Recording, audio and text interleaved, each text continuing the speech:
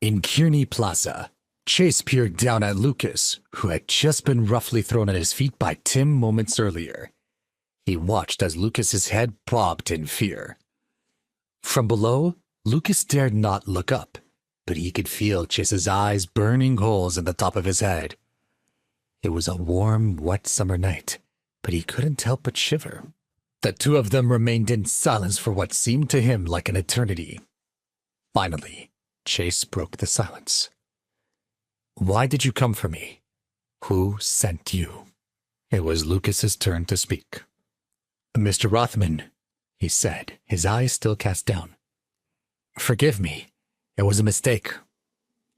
"I didn't ask for your apologies," said Chase sternly. "I asked why you did it. I want to know who sent you." "Jenny Curtin," Lucas said with a sigh. He added, "She called me, crying. She said that you had embarrassed her. She wanted you to be taught a lesson. I wasn't aware who you were when I agreed to it." Chase was silent. Lucas didn't know what else to do but beg for mercy. "Mr. Rothman, please, I only sent people after you at her command. What can I do to right this wrong?" "Jenny?" Chase thought to himself. "The salesperson from the Volkswagen dealership? She kicked me out of her shop. She bullied me." His heart turned ice cold. He would deal with Jenny later. "No need," he finally replied. "I'd rather focus on you." Lucas was stunned. His body went limp as he prepared for Chase to pass his final judgment. "From today onwards, you work for me. Everything you own belongs to me," Chase said. The deal was satisfactory. He knew he had no other choice. "Yes, sir," he agreed. Chase delivered his first command. "Your job is to protect my wife. You will be her bodyguard. You will protect her life with yours.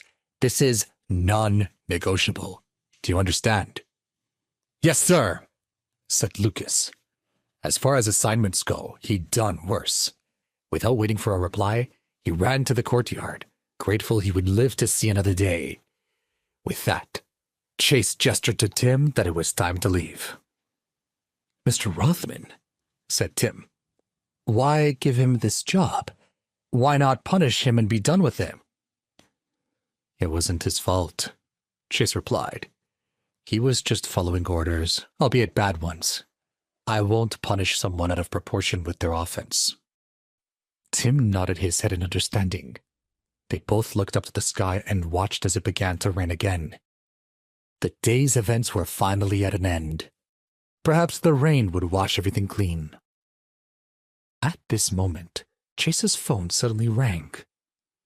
His father-in-law's voice rang out loud and cold through the speaker. "Chase, get to the hospital right away. There are some things we need to discuss." The call went dead.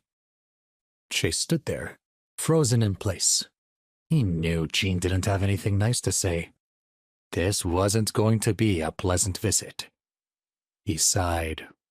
It looked like the storm was only the beginning. Without another word, he hopped back into the front of the motorcade and had Tim return him to the hospital. Minutes later, walking into the hospital room, Chase saw Celia lying on the bed. She was asleep, and her face was pale and tired. As he tried to move towards her bed, his path was blocked by Patricia, who put her whole body in his way and her face inches from his. "How dare you come here after what you've done?" she hissed. "Look at her. She's barely made it through. If anything happens to her..." She trailed off. Chase didn't say a word. He only stood there looking at Celia. Now it was Jean's turn to confront Chase. He walked over to his wife and put his arm around her. His tone was cold as he said to Chase, "We've all been through a trauma, so I won't beat around the bush. I want you to divorce my daughter. This is not a request. This is an order.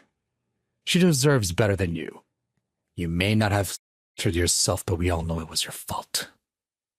Chase's face immediately fell. "Dad," he said. Why don't we wait to discuss this until Celia is awake? It's her decision to make. Jean's face turned red with fury. Never call me Dad. Celia is my daughter, and it is my responsibility to take care of her. So I'm making the decision for her. No. Chase stood his ground. Unless Celia personally says the words to me, I will never divorce her. Don't you think you've caused enough pain? Sobbed Patricia. You've never been good enough for her. Celia went against our wishes anyway, and now our daughter is sick. And she works herself to death to pay for her hospital bills. What have you been doing? And now look at her. She's lucky she's alive. How can you believe that you're good for her? Chase was once again silent. Patricia could barely stand. She was both so furious and so worried about her daughter. She wavered and clung onto her husband for support. Jean continued for her. Chase, my wife has said everything that needs to be said. She believes that even though you've never shown in interactions, you love Celia, and that pleading with you to leave will be enough. But I know differently. What do you want? Money? How much will you take for you to leave my daughter in peace?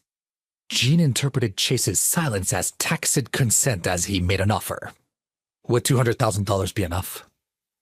The silence in the room was interrupted by Cicely and Quentin's arrival. Cicely nodded at her father, and it became clear to Chase that the family was all in agreement. This was an intervention on Celia's behalf. Cicely spoke first.